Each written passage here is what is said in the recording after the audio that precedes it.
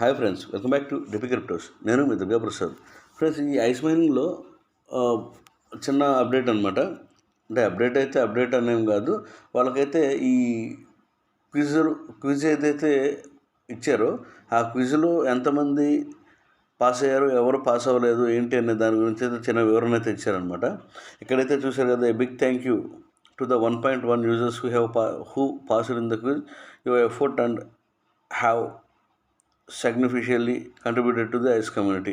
అయితే వీళ్ళైతే ఏం చెప్తున్నారంటే 1.1 మిలియన్ యూజర్స్ మాత్రమే పాస్ అయ్యారంట క్విజ్లో. ఆ పాస్ అయిన వాళ్ళకి అందరికీ కంగ్రాచులేషన్స్ అని అయితే చెప్తున్నారు.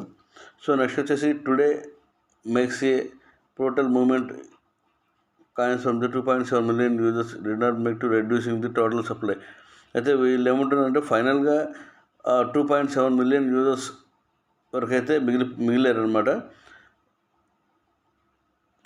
సో అదైతే చెప్తున్నారు. ఇది expect the increased slashing rate starting today.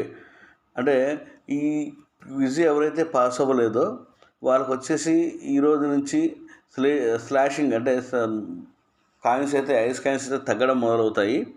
Those who have pass in the quiz not the referrals coins slashing. ఎవరైతే పాస్ అవ్వలేదో వాళ్ళ కాయిన్స్ మొత్తం ఈ రోజు నుంచి మెల్లిమెల్లిగా తగ్గుతూ పోతూ ఉంటాయి. సో అది వచ్చేసి ఫిబ్రవరి 28వ తారీఖు డిస్ట్రిబ్యూషన్. అంటే ఎవరెవరికి ఎన్ని కాయిన్స్ డిస్ట్రిబ్యూషన్ అవుతాయి హోల్గా మొత్తం మీద అన్న విషయం అయితే ఫిబ్రవరి 28వ తారీఖు అయితే వీళ్ళు చేస్తామని చెప్పి అన్నారనమాట.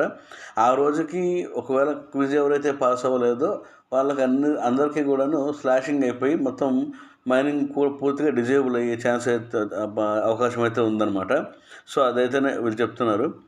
సో ఇక్కడైతే చూశారు కదా, కరెంట్ క్విజ్ స్టాటిస్టిక్స్ అని.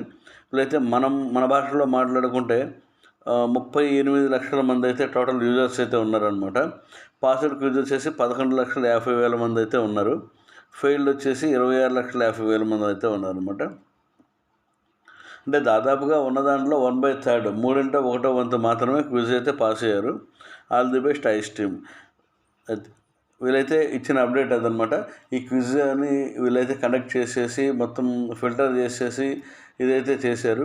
బట్ ఏంటంటే వీళ్ళ అప్డేట్స్ మాత్రం చాలా బాధాకరంగా ఉన్నాయి.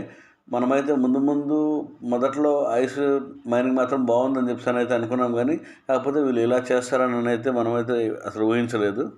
సో ఇది జస్ట్ ఒక అప్డేట్. Okay friends.